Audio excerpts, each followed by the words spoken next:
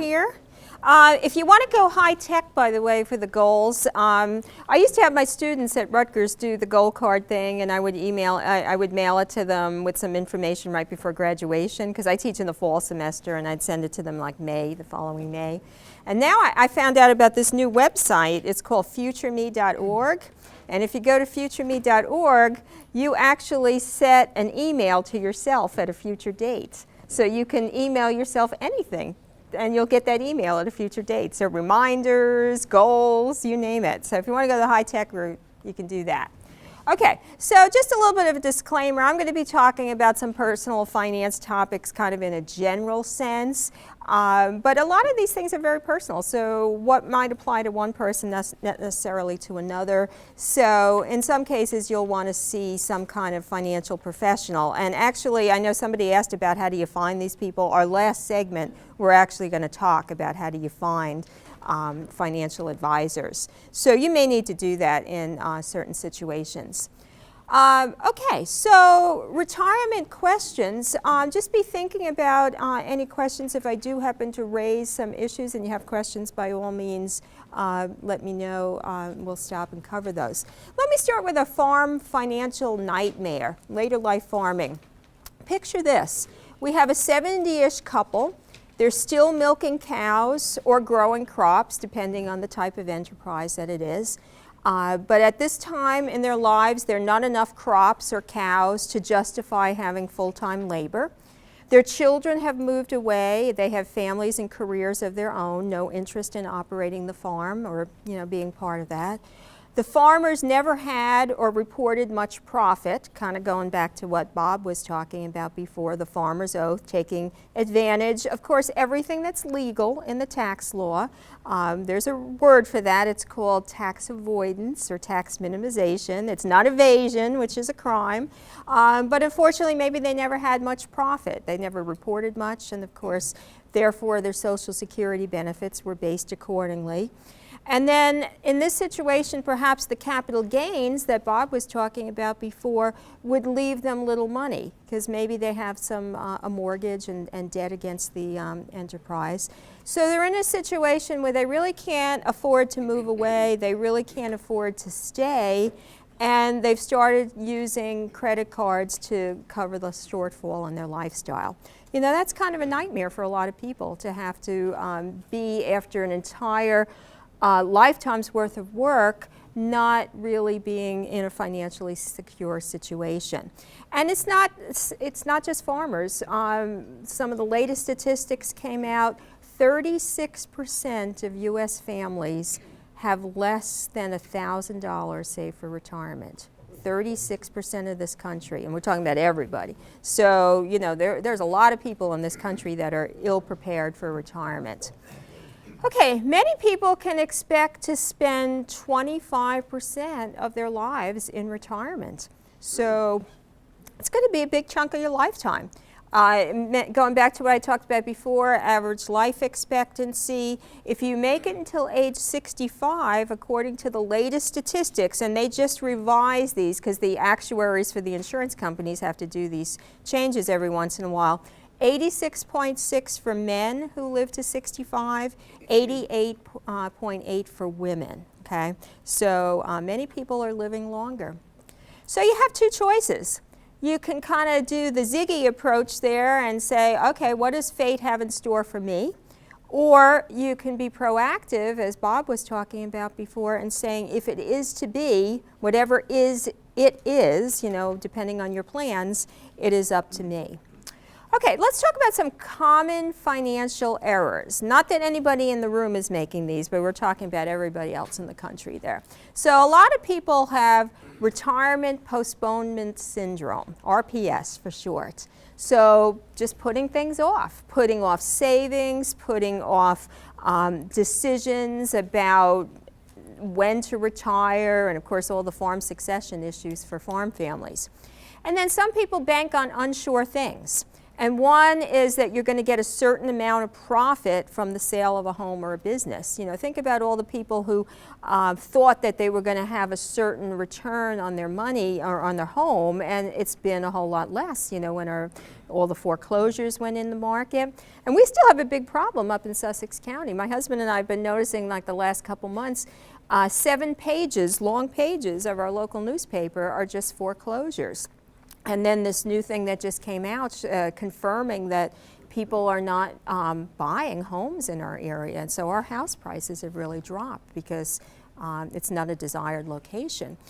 A certain investment account balance, and then an inheritance, another thing that sometimes people count on that doesn't materialize. And then some people count on econo retirement. You know, they think they can live on 50% of their prior income, and they find out that it's very difficult to do so. And again, I mentioned those phases before, the go-go, the slow-go, and the no-go. And then a big error that a lot of people make is not getting help when they need it. And I mentioned this yesterday, I'll say it again, that sometimes the best use of $1,000, and I don't know if any of you get Kiplinger's magazine, but this month's issue, they say, what do you do with $1,000? You know, because a lot of people maybe be getting a tax refund would give them $1,000. One of the best uses as you're getting close to retirement age of $1,000 is to sit down with a professional advisor, CPA, certified financial planner, attorney, depending on the nature of your questions, and get some help. You know, and if they charge $250 an hour and you need 4 hours of their time, it may be the best $1,000 that you will ever spend. With financial planners, they can answer your questions, they can run those Monte Carlo analyses.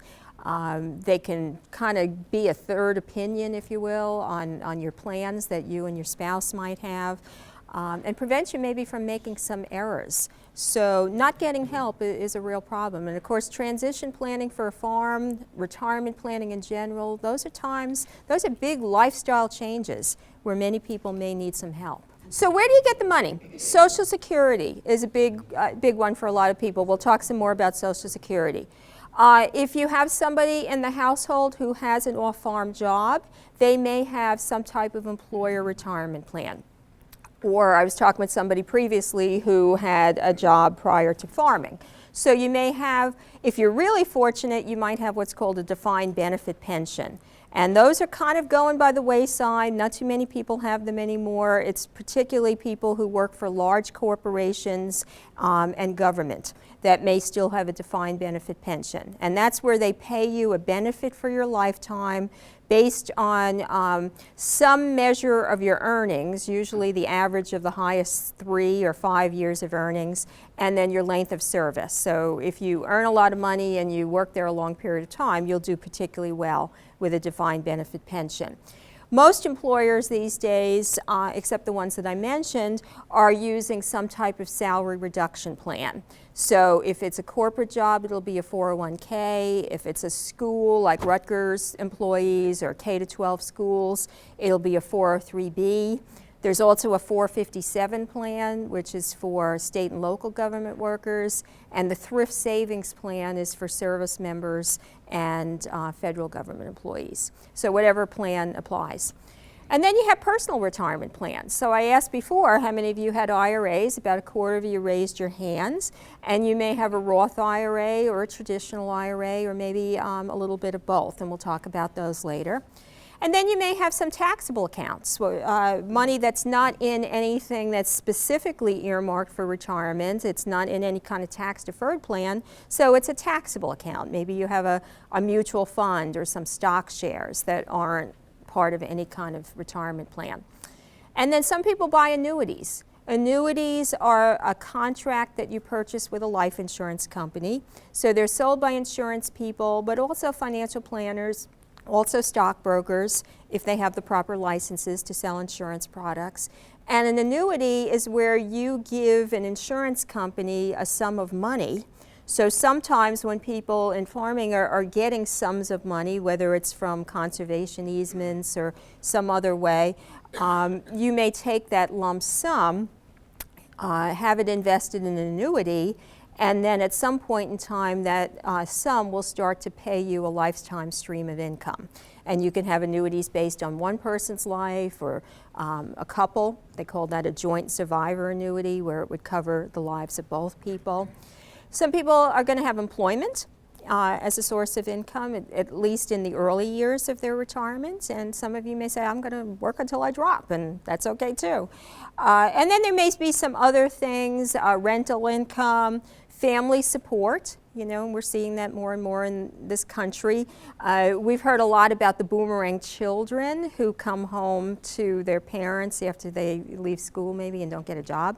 But there's also been happening in this country boomerang parents. So these are people who are in their 70s and 80s that run out of money and are coming back to live with their adult children. And of course the reverse mortgages, and we've all seen the ads on television with Fonzie and all the other people that are pitching reverse mortgages. So with a reverse mortgage, you take you take a loan against your home value, and it's also based on your age and a couple other factors, interest rates, and then it pays you money, and of course the interest accrues, and then when you're no longer in the house, it gets liquidated to pay off the interest on the loan. So those are some other sources of other income. This is what it looks like as a pie chart, some of the latest data, and you can see that Social Security is a big piece, and this is of course average. This isn't New Jersey, this is just average US statistics. But you can see that for a lot of people, there's a lot of pieces to that pie. So they're going to be drawing from Social Security, savings, if they're lucky enough to have a pension or a 401k plan, part-time work for a lot of people. So the more sources that you have, the more slices in that pie, obviously the better. And then let's talk about some unique income sources for farmers that other people wouldn't necessarily have. You heard Bob talk before about renting your land. So that land, if you choose not to farm it at some point in the future, there may be somebody that will come along and rent that land from you, and they would do the farming. Machinery rental. Again, those folks may not have money to buy land. They may not have money to buy machinery either. So you could rent some equipment as well. And of course, selling assets is possible. Hunting land leases. A friend of my husband's, if any of you know where rural Stillwater, New Jersey is, up in Sussex County, they actually lease some of their land for hunting clubs. So the hunting club or the members, I don't know exactly who, but somebody pays them income to be able to hunt on their land during hunting season. And then of course, agritourism. Consulting agreements. Sometimes people who are getting into farming are clueless. I can remember when I worked in the county office up in Sussex County, occasionally the ag agent would have these Wall Street types that would kind of come in, you know, that they, you know, 30, I don't know, 45 years old, and they've made their millions on Wall Street, and they want to become a farmer, and they don't know anything about it. And of course the ag agents would help, but you know, there may be something into helping young farmers get started and kind of being consultant to them. And maybe there's other sources of income as well. So we put together one of the modules in the Later Life Farming is all about thinking about some of those unique income sources for retirement for farm families. Okay, a little bit about Social Security. It's based on your highest 35 years of earnings. So if you've been working, you know, 45 years, the Social Security people are going to look at the highest 35. On the other hand, and particularly this affects women, if you've had gaps in your years where you weren't earning an income, then of course what happens is those are zeros because there's no income showing for those years, and that will obviously bring an average down anytime you put a zero in an average. You have to have what they call 40 quarters, which translates into 10 years of work in order to be qualified for Social Security. And this year, a quarter is $1,220. So if you multiply that by 4, that would give you, if you earn that amount, you would have 4 quarters in the year, and you'd have to have 40 altogether. And of course, just keep in mind that this has to be income that somebody was reported for, you know, that they actually filled out a Schedule SE, and documentation was made on income, and proper Social Security tax was paid on that money.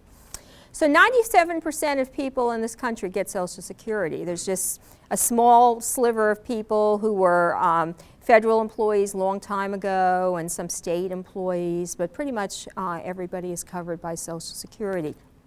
But even back when it started, because I think this is the 80th year of Social Security, it was always meant to be a part of your total package of income for retirement, you know, kind of a base to build on. It was never meant to be, you know, the only source of income. But unfortunately, we have a lot of people in this country that it is their only source of income. Probably a lot of those same people who have less than $1,000 saved for retirement. So full retirement age, that's what FRA stands for, that's been going up. And it started with people that were born in 1938, and it's been increasing in 2-month increments for a while. And then we've gotten to the people, the early baby boomers that were born 1943, 1954. So their full retirement age is 66.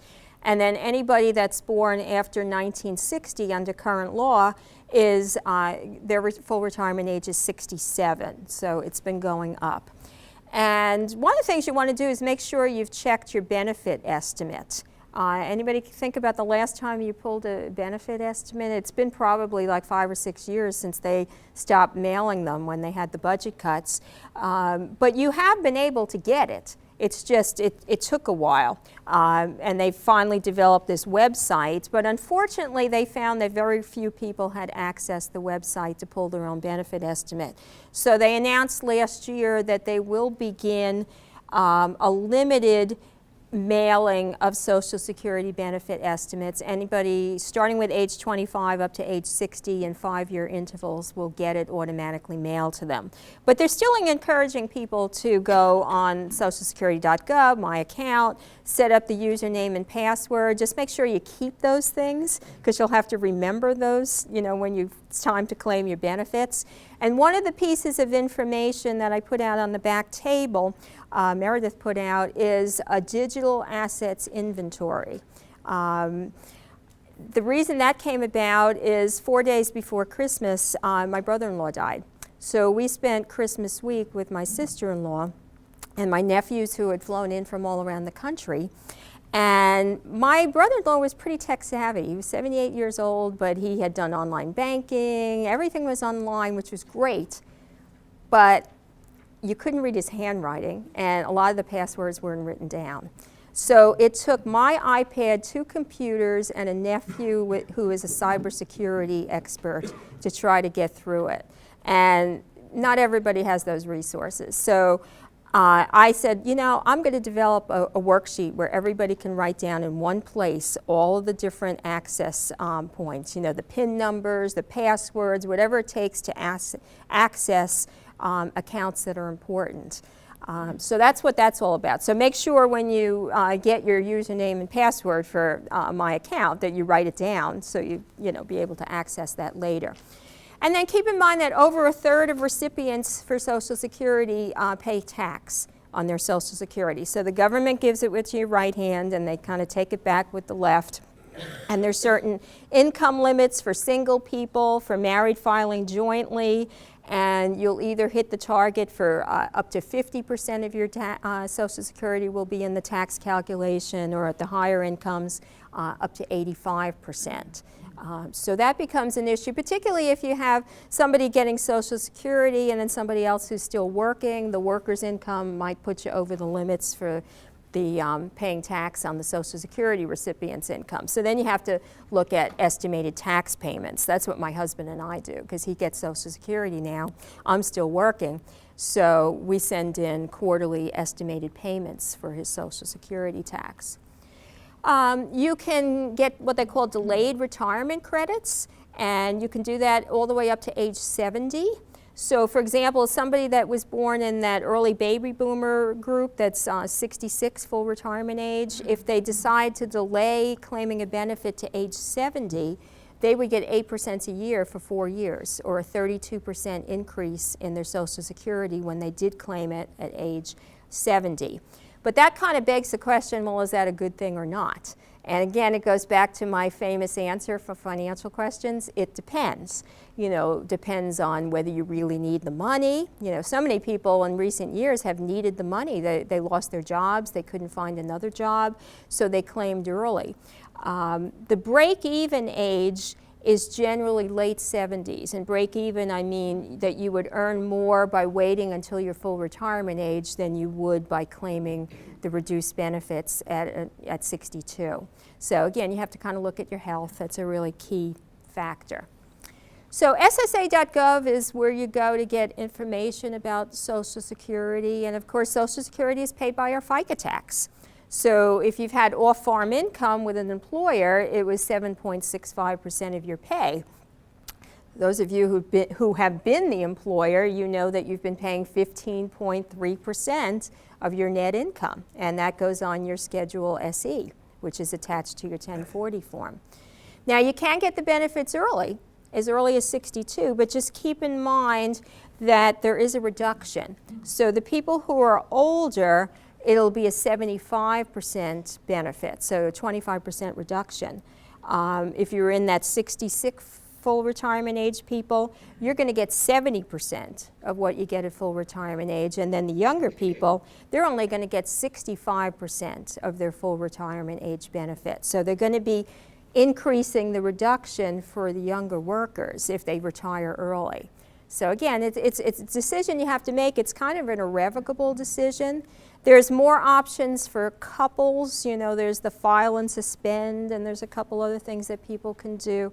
But again, just keep in mind that full retirement age is pretty irrevocable. There's one little loophole where if you undo it very quickly and pay back the benefits, they might let you out, and then you can have a do-over a few years later.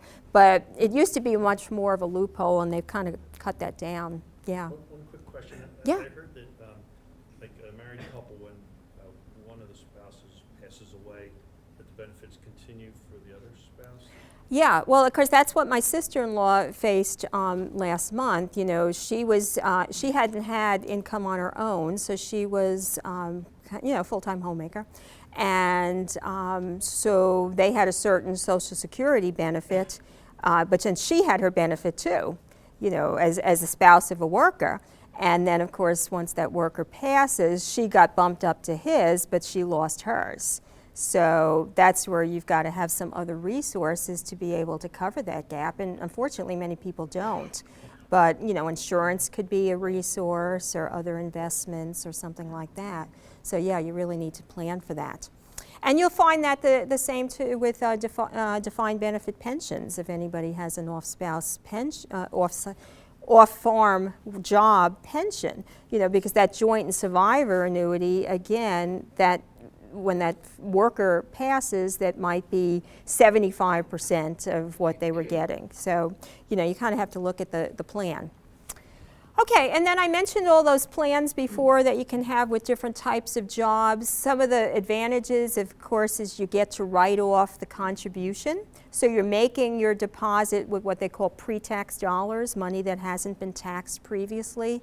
So in this example, if somebody had a $40,000 gross income and they put $3,000 into one of these types of plans, their federal income tax would only be $37,000. But they'd still have to pay the full New Jersey tax. You don't get a write-off on New Jersey tax. You have to pay the full amount on the $40,000. And then, of course, the automation. If it's through a job, you get it sucked right out of your paycheck. Some employers will match. And then, of course, the portability. If you leave a job, you can take that money with you. You can roll it over perhaps to a new job. Or what a lot of people will do is do a rollover IRA. So you set up a rollover IRA with a custodian like a bank or a mutual fund or a stock company, and then just have that money transfer over. And then I don't know how many of you have any of these plans. Does anybody have like a SEP or a Simple or a KEO? Just one person. Okay. We found when we did the focus groups in Hunterdon and Sussex County back in 2008 that our farmer participants were not very happy with these plans at all. They didn't participate, and what they told us is that they didn't want to have to make the contribution for others. And that could be for a number of reasons. Either they felt that the enterprise couldn't afford it, or they were concerned about the cyclical nature of the farm income, and they didn't want to, be locked into having to pay for their workers' contributions, let alone their own. But just know that they're out there, and the SEP IRA is the simplest of all of these plans for self-employed people. And you simply just fill out a little bit of paperwork with a mutual fund company or a bank, and whatever you make your deposit into, whether it's a mutual fund or whatever, you pick that and you're good to go. And then there's a plan called a simple plan. Usually larger business will fund those. And then the KEO plans have the most paperwork. So depending on the type of KEO plan, you sometimes get into actuaries and all sorts of things can come into play with those. So a little bit more complex. So if I were going to do any of them and recommend it, I would definitely do the SEP IRA. And then the IRAs, individual retirement accounts. So we have 4 types. We have the regular, sometimes known as the traditional or the classic. So these are the earliest IRAs that were available. The Roth IRAs came about in the late 1990s. Rollovers, I mentioned, where you're taking money from one tax-deferred plan and putting it into an IRA. And then there's a spousal IRA. So keep that in mind too. Somebody yesterday in the other class in Bridgewater asked about, well, how do you provide for the spouse if they're not necessarily getting income from the farm? And one possibility is to do a spousal IRA, and then you contribute the same amount, up to the same amount of the worker's contribution. You can do an equal contribution for their spouse and provide some financial security for the spouse. Okay, so regular IRAs, the maximum this year is $5,500. That doesn't mean that you have to contribute the maximum, nor does it mean that the maximum has to be contributed all at once, because people don't necessarily have a spare $5,500 sitting around. So the only thing that you really have to meet would be the minimum of the custodian that you're putting the money with, because you've got to keep in mind that the IRA isn't an investment in itself. It's just a place to put investment dollars. So you would still be selecting a mutual fund perhaps, or whatever investment you're choosing. So the only thing you have to worry about is what is the minimum. So if you choose CDs, they might have a minimum of $250. Maybe a mutual fund would have a $500 minimum, depending on the fund. So the minimum would be kind of plan specific. The maximum, of course, is set by tax law.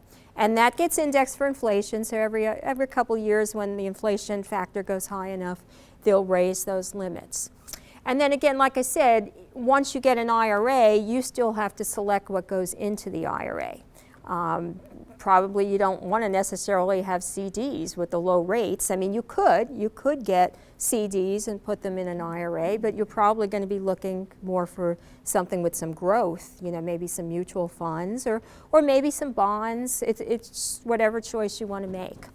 You may or may not get a tax deduction for your traditional IRA. It depends on whether you have access to an employer retirement account, and then if so, these income limits kind of come into play. So for single people, it would be between $61,000 and $71,000, and then between $98,000 and $118,000 for couples, and those are kind of like where they start to phase it out. And then your interest accumulates tax deferred until withdrawal. So, you got 30, 40 years of compound interest. You can have a lot of growth without having to pay any taxes. But just keep in mind with the traditional IRA, once you hit that magic age of 70 and a half, you're required to take what's called an RMD, required minimum distribution. And it's going to be based on your age at that time, starting at 70 and a half, and the government has a formula, and I'll talk a little bit about that toward the end. There's different numbers that you plug in. Okay, and then the Roth IRA, same maximums as the traditional, so $5,500 maximum. There is a $1,000 catch-up for IRAs this year, so anybody who's age 50 and over by the end of the year can put an extra $1,000 into any type of IRA. The Roth is not tax deductible because you're taking what they call after-tax dollars, money that has already been taxed, and you're depositing that already taxed money into your Roth IRA. Okay, so they've already kind of gotten one bite out of the apple. They can't come along and take two. Although there's been talk down in Washington, they're talking about maybe changing the rules. I don't think they will because I think there would be such an uproar. The only thing you have to keep in mind with the Roths is that there are limits to if you make over those dollar amounts. So once you hit over $131,000 as a single, over $193,000 as a couple filing jointly, then you're not able to make a Roth contribution because you will have been over the limits for the income. And then as long as you follow the rules and you reach age 59 and a half and you've had your account open for at least 5 years, you can make withdrawals of the earnings on your account tax-free, you know, assuming the government doesn't change the rules in the future. And I just hope they don't, because a lot of people are banking on the fact that Roth IRA withdrawals would be tax-free. And then you can do conversions. So if you have a traditional IRA and you want to convert it to the Roth IRA so that you'd have all those advantages of the tax-free withdrawals in the future, you can do that, but in the year that you make the conversion, you have to pay the tax for the amount that you converted. So there's no free lunch there, you know. You either pay now or you pay later. You know, you're always going to pay one way or the other. So anyway, that's a little bit about the Roth IRAs. Okay, let's move on. A big question that people have is, how long will my retirement savings last? And you might have seen those ads on television where they have people stringing out the ribbons and they're finding that it's only going to last till 70. And I forget who's advertising that, but it's been on television quite a bit. And I think I mentioned before, too, that one of the biggest concerns that people have, the biggest fears in retirement, is worrying that their money won't last during their lifetime. So again, it goes back to my two key words, it depends. How long will your money last? And the two big factors will determine that is how much are you earning on your retirement savings, you know, what's the rate of return on your investments, and then what percentage of your portfolio assets are you withdrawing? You know, how much of a percentage of whatever amount of savings you have is coming out? So obviously you can picture the scenario that if you're earning like 3% on your money and you're withdrawing 7% of your nest egg, you're going to deplete your money pretty fast because you won't be growing back enough to replace what you're taking out. And then the worst case scenario we saw about 7 years ago now with the financial crisis. We had a lot of people who were retiring maybe sooner than they had planned because they were downsized out of a job, and maybe they started claiming Social Security early, but maybe they still needed more money, so they started to tap some of their invested assets. And unfortunately, they were doing that at the same exact time that the market was plummeting. And if you might remember, the Standard & Poor's 500, which is kind of a measure of large company stocks, it dropped 52% between the end of 2007 and March of 2009. You know, that's half of its value was gone during that period of time. So you had a lot of people who were taking money out, they were depleting their nest egg, but then even worse still, the value of their shares was a whole lot less than it had been. And so one of the things that financial advisors are recommending these days is that before you retire, if you're counting on stocks and investments, to have a good cash cushion. And some financial planners are saying as much as 5 years, maybe 3 years. Basically, it's a big emergency fund. So you figure out, how much money do I need to live on? How much is guaranteed from sources like Social Security, and if you're lucky, a pension plan? What is the gap between those two? And then 3 to 5 years worth of gap. And then keep that in a liquid savings account, like a money market, like a short-term CD, passbook account, hopefully at a decent, better than the lowest rate available. And the point there isn't to make money, because you're not. You know, quarter of 1% is not going to make you rich. The point in that scenario is to avoid losing money, so that you don't find yourself in the situation where you have to pull money out of the stock market to pay, you know, living expenses, and then be doing it at the worst time. So you're basically kind of tiding yourself over through the bear markets. And typically a market cycle lasts for about 4 or 5 years, where you kind of do the whole, you know, zigzag thing. So you're pretty much just having enough cash to tide you through possibly being through a downturn. And then when the markets perk back up again, that's when you make your withdrawal from your stock, so that you're, you know, buying low and selling high. That's what you want to do with stock. You don't want to, you know, buy high and sell low. Unfortunately, some people do that. This is a chart I just show my undergraduate course. I teach personal finance at Rutgers. So you can see the various types of investments going all the way up to futures contracts at the top, and then on the bottom you've got CDs and savings accounts.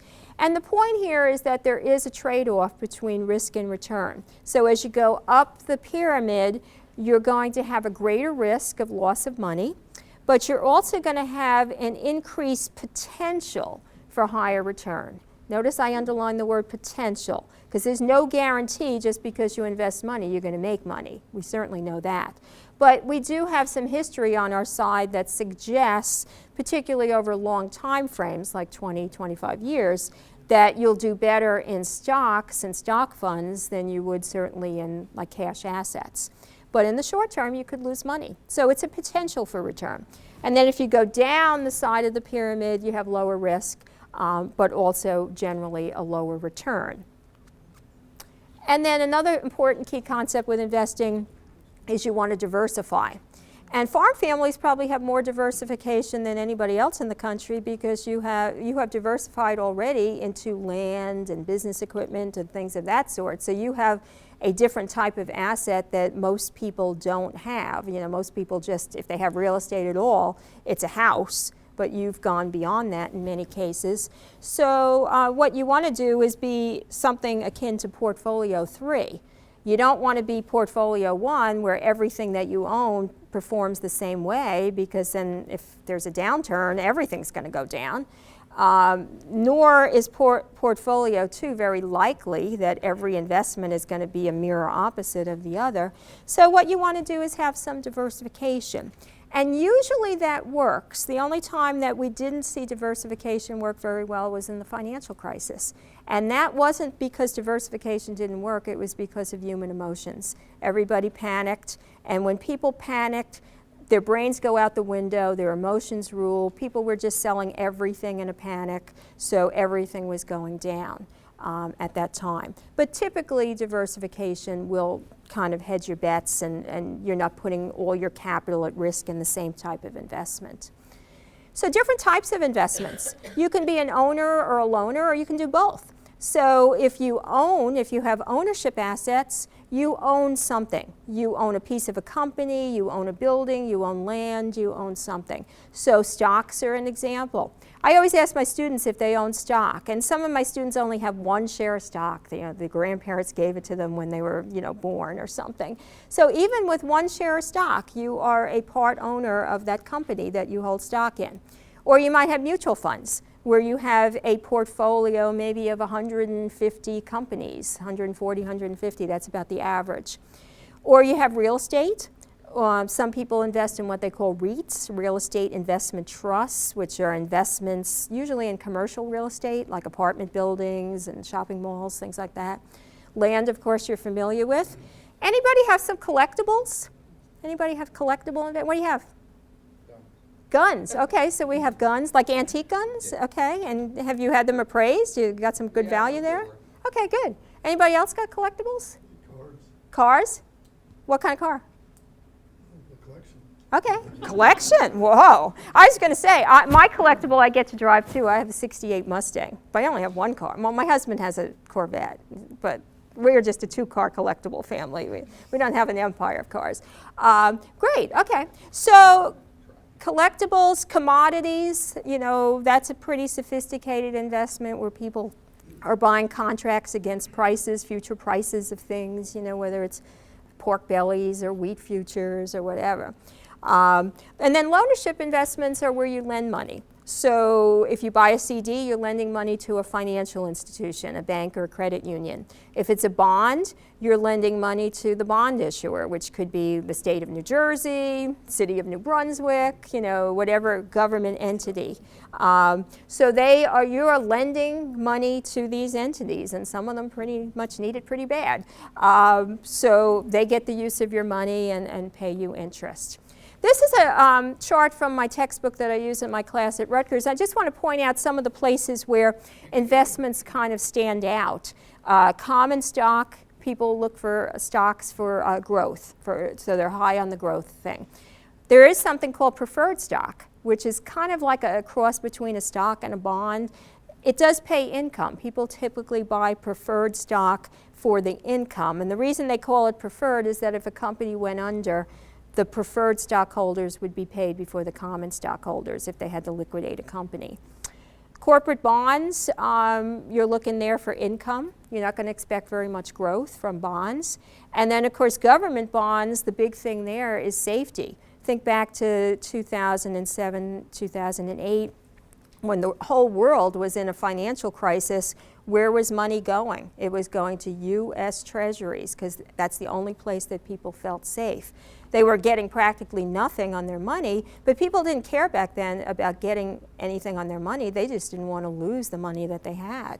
And then mutual funds are kind of average on everything, and then, of course, real estate is the low liquidity. Generally, you can't sell real estate pretty quickly without a loss of value, and you don't want to do that. Asset allocation is a term in investing, and what it simply means is what percentage of your overall assets, some people will call it a portfolio, although that sounds like a very rich person's term, but we're really just talking about everything that you own investment-wise. What percentage is in the different types of what they call asset classes? In other words, stocks, bonds, cash assets, real estate.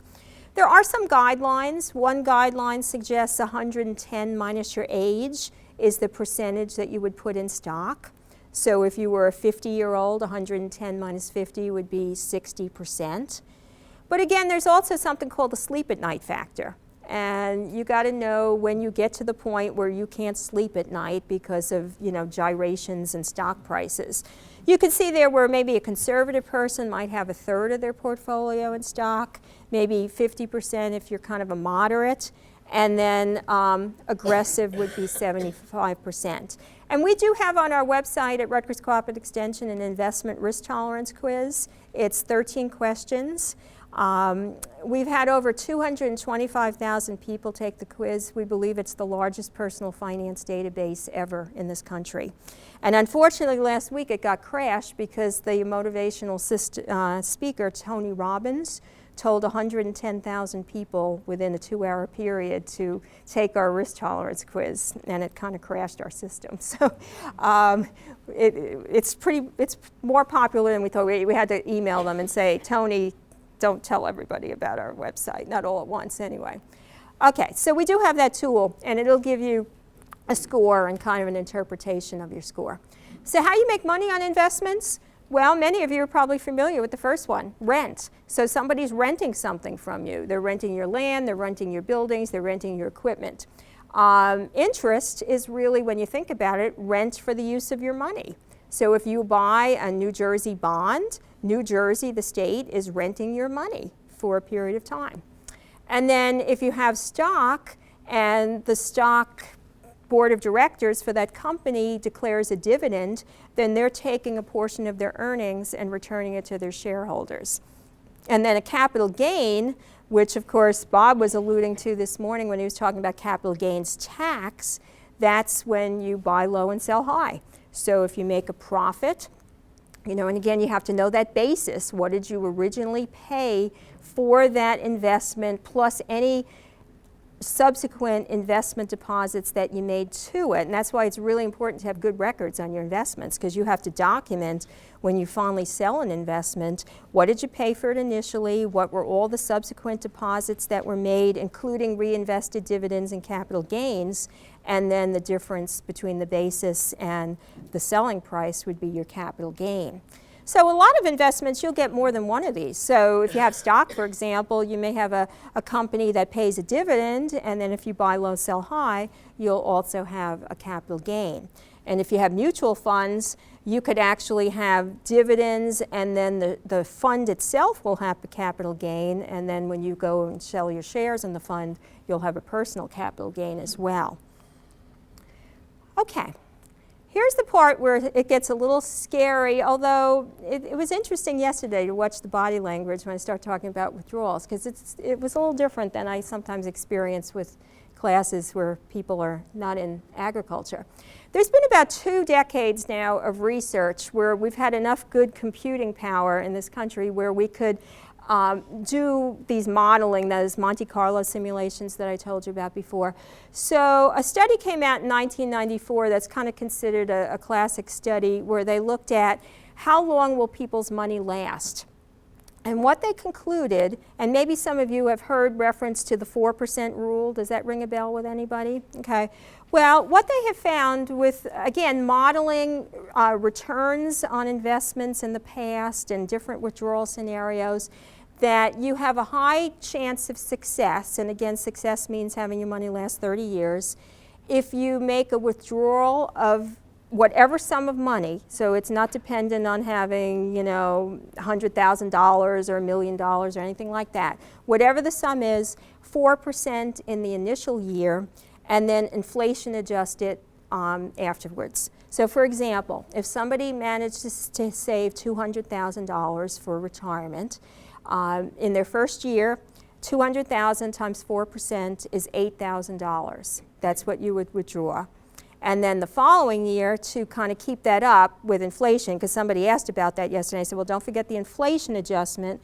In the next year, you would take $8,000 times, let's say, 3% inflation, $240, and then you would add that to the $8,000. So you would bump it up to $8,240. And then you'd continue to do that. Now, I had a consumer at one of my classes about a month ago. I'm doing a grant with Piscataway Public Library, so we've been doing some classes at the library. Somebody thought the 4% rule was you take out 4% the first year, 7% the next year, 10%, and I said, no, you're going to be out of money before you're like 70 years old. You're only doing a 3% adjustment to the initial amount. You're not adding 3% the following year addition. But keep in mind that this analysis that was done and all the subsequent studies assume that you have 50% of the portfolio in stock. So a couple cautions there. It also assumes a 30-year payout period. So I counseled a couple a while back, early last year, and they were in their like 73, 74 years old. So because they were a decade older than the 60s, they could take out a little bit more because their time frame was only 20 years versus somebody who would have 30 years. And then also some studies came out recently that are suggesting that if you're conservative, you've got to be less than 4%. Because again, this is predicated on 50% of stock in your portfolio. So if you don't have any stock, you might only be able to take out like 3% of your savings. Okay?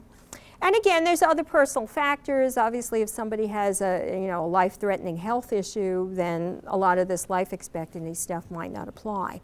That's where they'd have to do another type of plan.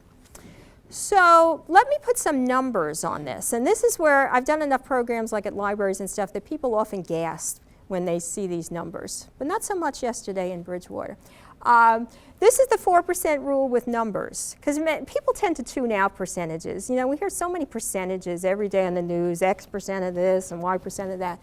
So here's the 4% rule with numbers. For every $1,000 of desired monthly income that you want to have, above and beyond what you're going to get from Social Security or pension or any other source, you need $300,000 saved. And the math behind that is $300,000 times 4% is $12,000 withdrawal. Divide by 12 months is $1,000 a month. So you can kind of see the numbers there.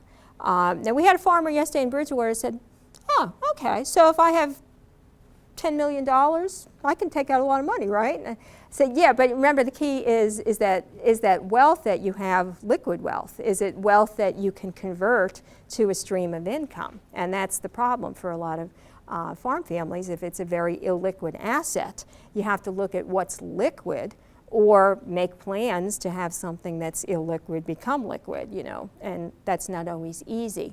But that's the 4% rule, putting some numbers on it. But, big but, what trumps the 4% rule or any other rule is the RMD, okay, required minimum distribution. So if you have a SEP plan that we talked about, if you have traditional IRA, 401ks, any of those other types of salary reduction plans, you must, under federal law, begin your first required minimum distribution no later, and this is kind of hard to explain, no later than April 1st of the year after the year you turn 70 and a half. So what that means is if you turn 70, let's say in May, then you're going to be 70 and a half 6 months later in November.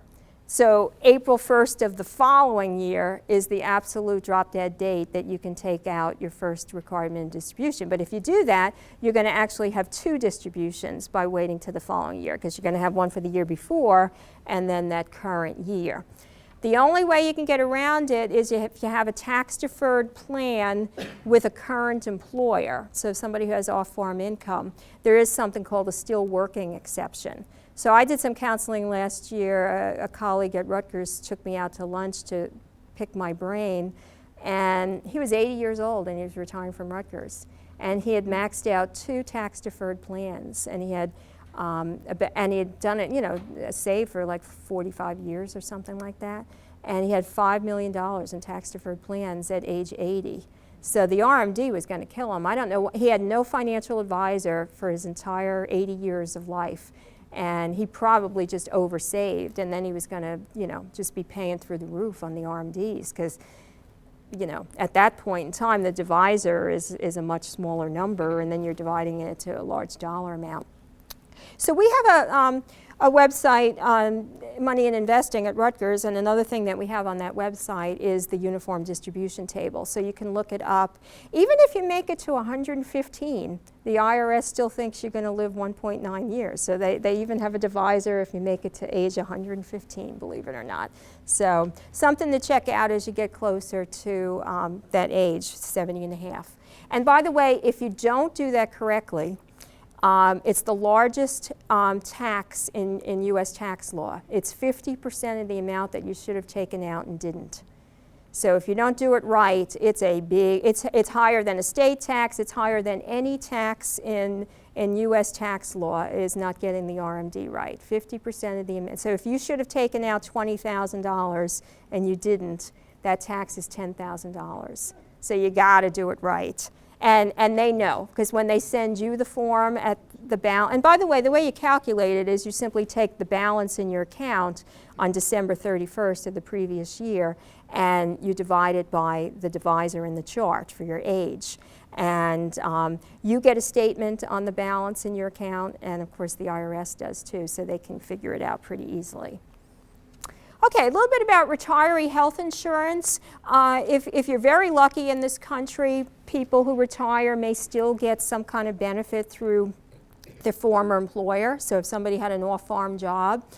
Even if you do, many of those benefits from employers now are coming with some significant out-of-pocket cost sharing, you know, payments that you have to make. So you might want to still compare it to a supplemental Medicare plan, you know, once you're at 65, and compare what the cost would be for those different options. And then always know, too, what will be the option for the spousal coverage if the covered employee passes away. You know, many times that coverage will end.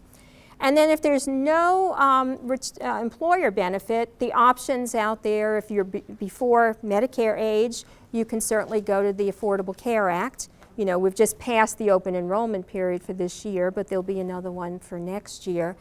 And of course, Medicare at 65, Medicare supplement plans, Medicare Part D for your prescription drugs.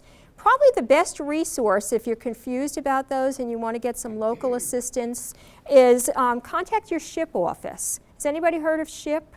It's an acronym for Senior Health Insurance Assistance Program. And I know in Sussex County it's part of the Division of Senior Services. It's probably part of some part of county government. Where is it around here? Same thing? Same thing, you just call Okay, call the county government and they'll walk you through. They call them area agents, AAAs, area agencies on aging. So whoever is doing all the senior programs in your county should have information. So Medicare, you have to be 65. There's a 7-month window to apply, 3 months before your birthday month when you turn 65, and then that month and 3 months later. If you don't enroll in that time and you don't have a qualified exception, you're going to have a premium penalty. And there's an example there. If somebody had an initial enrollment period that ended in September of 2012 and they didn't sign up until March of 2015, there were 2 full 12-month periods where they could have been enrolled but weren't, and the penalty is 10% per year. So in that case, it would be 2 years. So you would be charged a higher, 20% higher penalty by waiting. So it's one of those things you can't fool around with. We went through this in my family. My husband is a little bit older than me, so he reached 65. As long as I'm still working at Rutgers, he doesn't have to pay the Part B premium. But he did enroll in Part A as soon as he was eligible. So it's always a good idea to get into Part A as soon as you can. So once I retire from Rutgers, of course, he'll have to start paying the Part B premium, as will I. Okay, a little bit more about retiree health insurance. How many of you consider yourself pretty healthy people? You're eating good, you're not smoking, getting some physical activity. Okay, just remember that the cost of good health is the need for more wealth. And there have actually been some studies that suggest that if you have better health habits, you're actually going to pay more out of pocket during your lifetime for health care than somebody who is unhealthy. And you might say, well, how can that be? Well, the unhealthy people tend to die earlier, and the people who are healthier live longer, and then you've just got a longer period of time where you have out-of-pocket health costs and possibly a need for long-term care. And there's a more than 50% chance that even the healthiest people will at some point in their life need long-term care. So some people look at long-term care insurance. Some people will look at annuities of various types being kind of like a long-term care because they would pay you for your lifetime, whether you were at home or in a nursing home. And some people, if they have the adequate assets and income, can just do a self-insurance kind of thing and say, okay, well, if worse comes to worse and one of us goes into a nursing home or both of us, we have X number of dollars set aside. Another thing that families are increasingly doing, and I would think this would make particular sense in a farm family, have the adult children pay the premiums. After all, that's what life and long-term care insurance is doing. It's protecting their inheritance, so let them pay for some of that protection. More and more families are doing that as well. So just to kind of wrap up, some steps to take between now and retirement. Ideally, you want to be out of debt before you retire, before you scale back. Even if you don't think you're ever going to retire in the traditional sense, if you're planning to scale back the enterprise, work fewer hours, try to get the mortgage paid off. That's for anybody, whatever job they have. So you go into retirement not having that monthly mortgage payments hanging over you. So that might include principal prepayment, biweekly payments, refinancing, whatever you can do to try to get that mortgage paid off before you retire. And ditto for consumer debts. Believe it or not, there are still a bunch of people in this country who are going into retirement and they're having their Social Security garnished to pay student loan payments, either for themselves or for their children or grandchildren. Try to find out what retirement benefits are available. So if there are employer plans of different sorts, find out what they might be, Social Security, get that benefit estimate. Take a look at your insurance needs. You may not need life insurance in the traditional sense of protecting children who are, dependent on you if you're, they've grown and left the home. But there may be a need for insurance for estate purposes. So something to think about, maybe talk to an insurance agent about. Disability insurance while you're still working. Farming is one of the most hazardous occupations that's around, ranks right up there with coal miners and very other hazardous occupations. And then consider long-term care insurance. What sometimes people will do is they'll take up take the freed up dollars from one type of insurance and use that same money for long-term care insurance so that it doesn't become like an extra expense. You're just kind of transitioning maybe disability and life insurance and using it for long-term care.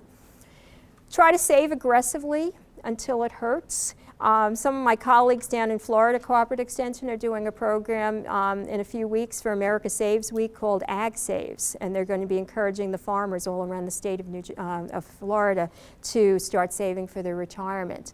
So save aggressively, educate yourself about pre-retirement, and I gave you a couple websites there.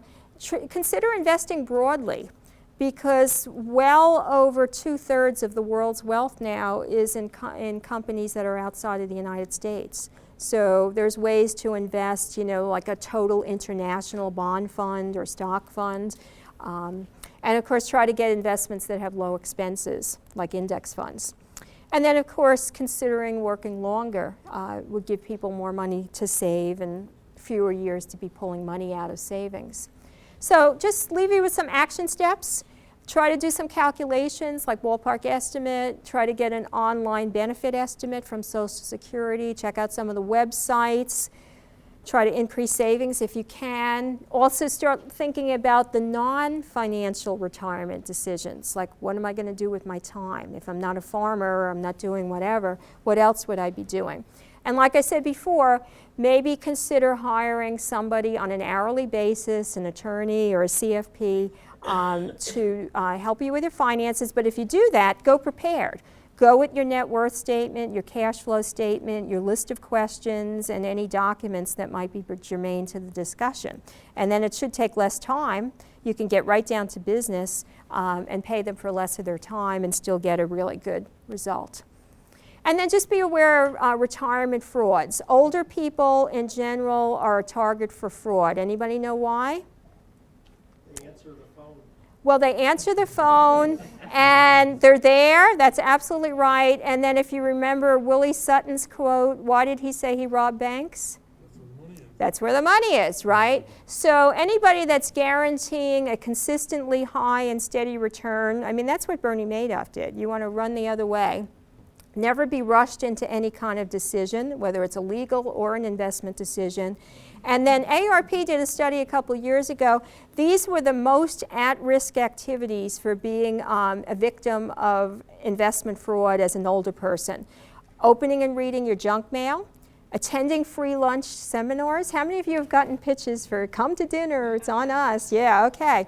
Entering drawings for a free prize, and then even worse, having people come into your home and they won't leave, you know, that sort of thing. So in summary, just a couple takeaways here. It's possible to calculate your retirement savings. You know, there's tools out there. Lots of individual factors. Social Security is your base. All investments have some kind of risk and reward trade-off there.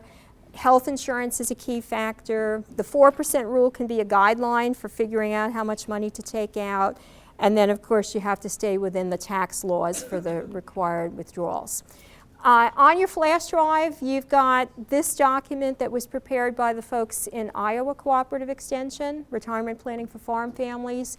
These are some other resources that you can go to online that have information.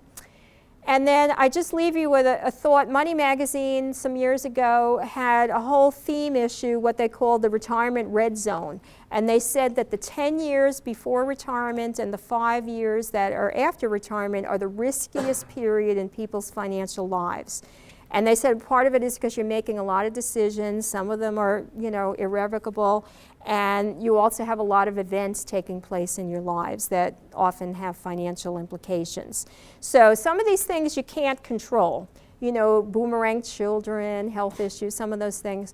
But control what you can. And as Bob said earlier, the information today was great. You've made the first step from coming here today. But then what you do with that information is going to be key. That will determine the success of your financial plans.